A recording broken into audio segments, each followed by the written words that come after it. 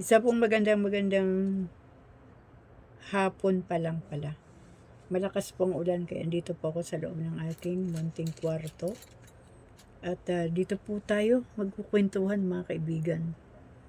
Sabi po nung isa nating ka-fighter at follower ko din sabi niya, "Ma'am, sigurado bang may sakit ka?" Sabi mo, nabasa daw niya yung aking mga post ng mga nakaraan pa. Parang isa-isa ni Madam yung mga post ko at videos. Sabi niya ano ang mga sakit mo? Sinasabi mong may sakit ka. Hindi naman halata na may mga sakit ka maliban sa kanser. Alam niyo mga kaibigan, before po na ako ay nagkasakit ng kanser, 1990s pa lang, marami na po akong nararamdaman sa aking katawan. Unang-una, ang number 1 po na nangyayari sa akin, mas maraming time na humihina yung heartbeat ko. So kapag humina, nahirapan akong huminga. Pag kumabog naman, nahirapan din akong huminga. Kaya alam ko na po yan, pinag-aralan ko na po yan ang aking sakit. Kaya tuwing mag abnormal ang heartbeat ko, alam ko na po yan ang aking iinumin. Meron po akong pang oxygen sa puso. Meron din po akong gamot sa puso kapag medyo abnormal ang kanyang heartbeat. Meron din po akong pang anti-kabog ng puso. Yan, mga prolol. Tapos, meron din po akong thinner kapag lumalapot ang aking dugo. Kaya nagkaka-high blood kasi lumalapot. Pero, kahit sinasabi ng doktor na yan ang maintenance, hindi ko rin po masyadong sinusunod. Ang mahalaga lang sa akin ay yung aking thinner at yung aking losartan 50 mg.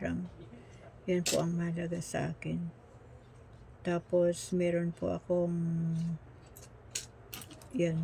pang B6, B12, Farex. Yan po ang aking mga gamot.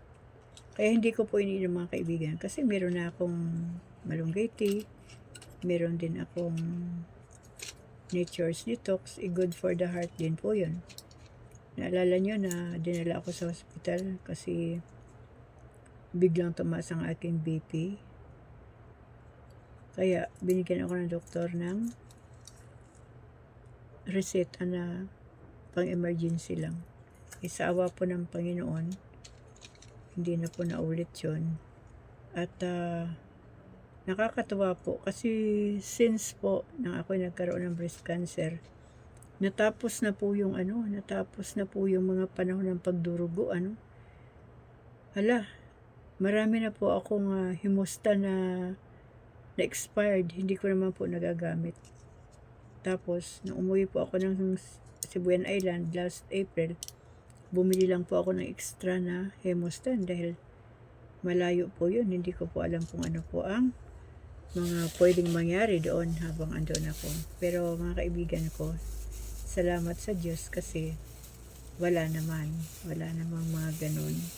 So, yan po ang aking mga history ng aking mga karamdaman at ang sabi ng doktor, hanggat nasa loob ng katawan ko ang kanser at hindi siya maayos, ay hindi mawawala yung aking ibang karamdaman. Meron din po pala akong anti-allergy. Alam niyo mga kaibigan, ng araw, kapag nakakain ako ng kahit kunti lang na daing, yung heartbeat ko ganun na. Tapos magangati na ako buong katawan, buhok, ulo, lahat hanggang paa. Kaya meron po akong pang anti-allergy. Hindi ko na rin po iniinom kasi hindi naman po na ako tawag dito, kumakain ng mga nakaka-allergy. So, yun po ang mga sistema ng ating katawan. Kaya, kung tatanungin nyo ako na, Ma'am Rayleigh, clear ka na ba? Cancer free ka na ba? Hindi ko po yan masasagot dahil hindi pa po ako nakakapunta sa doktor para po mag-ultrasound. Basta ako, yung left breast ko, matagal na pina-ultrasound ko, no? After 5 months na pag-inom ko ng malunggay tea, clear po yan. Yan, yung advice dati ng doktor na ipatanggal ko pareho ang aking breast, clear na po. At itong breast lang po sa right ang talagang may labanan dyan. So, yun lang mga kaibigan. Ako po, hindi ko na po yan pinag-iintindi yung mga gamot na ganyan. Okay, nandyan lang yan. Pag oras na kailangan ko sila, iinumin ko sila. Pero kung hindi ko naman sila kailangan, hindi ko sila pakikialaman. Patungkol po sa breast cancer,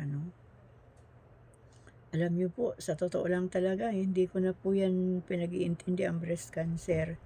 Tapos, ang iniisip ko na lang na habang nabubuhay ako, ay yung may gagawin pa ako na mabuti, makatulong sa aking kapwa at mabigyan ko ng karangalan ng ating Panginoon, makasama ko ang aking pamilya. Ganun na lang po yung tsuri, at magamit pa ng Panginoon yung buhay ko sa pananalangin, sa maraming mga prayer items, para habang ako ay buhay pa, habang able pang manalangin, ay meron akong ginagawa para sa ating Panginoon. Yan na lang po mga kaibigan ang mahalaga sa akin. Kaya wala na po akong ibang iniisip. Pagdating po sa kanser, wala na po akong pakialam sa kanser. Basta ako, iniingatan ko ang sarili ko, tinutulungan ko ang sarili ko, ayokong ma-stress, gusto ko masaya lang. So, yan po yung mga tulong ko, yan pong mga pag-good vibes ko.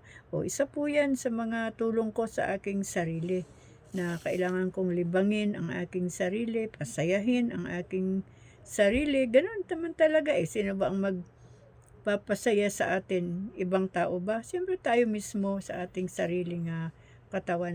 Magkaroon po tayo ng tawag dito, malasakit, pakainin ang sarili ng tamang pagkain kahit paulit-ulit, kahit gaano kadami ang kakainin natin maghapon, basta tama, basta healthy na pagkain, walang problema kasi kailangan nga natin kumain para maging malakas ang ating katawan, malusog ang ating katawan, at maging malakas din si immune system. Yan po ang kailangan ng ating katawan mga kaibigan ko, dahil sabi nga, dalawa na yung pinapakain natin, yung katawan natin, si immune system natin, at saka yung cancer. Siyempre nakikikain din yan si cancer, imposibleng hindi. Ngayon, kung kulang yung pagkain na ilalagay natin sa ating katawan, talo tayo. Kaya, kumain po tayo. Basta nakakaramdam ng gutom, kumain. Pero, pagkain po na healthy, po. At sa mga nagtatanong po na, ako ba'y hindi nagsisinungaling na talaga bang ako ay may cancer? Ay bahala na po kayo mag-isip ng kung ano-ano. At saka ayan, sa nagtatanong po kung masyado pong concern si Madam, kung ano po ang aking ginagamit sa aking mukha. Siyempre may kahalong filter na rin po yan. Uso ang filter ngayon. Pero pag nakita niyo po ako sa personal, baka medyo maibsan din yung inyong mga alalahanin sa buhay. Ayan po, ang aking facial cream, whitening Vita facial cream ay white yan. Ano po ito, product po ng Korea yan. At sa nagtatanong ko anong aking lotion, ayan po, ayan mga kaibigan, wala pong ibang lotion, yan lang. So yun, basta pasayahin na lang po natin ang ating mga puso, ang ating buhay. Huwag na po tayong mamroblema ng mga hindi naman natin kayang resolbahin. Lagi po tayong lumapit sa Panginoon, manalangin, awitan ang Diyos, magbasa ng salita ng Diyos, mamuhay ng tama sa harapan ng Panginoon. At sa Diyos po tayo magpa-impress, hindi po sa tao. Po? So, yun lang mga kaibigan. Marami pong salamat sa inyo. Nawa ay nasagot ko po ang tanong ng ating ka-fighter. God bless us all po.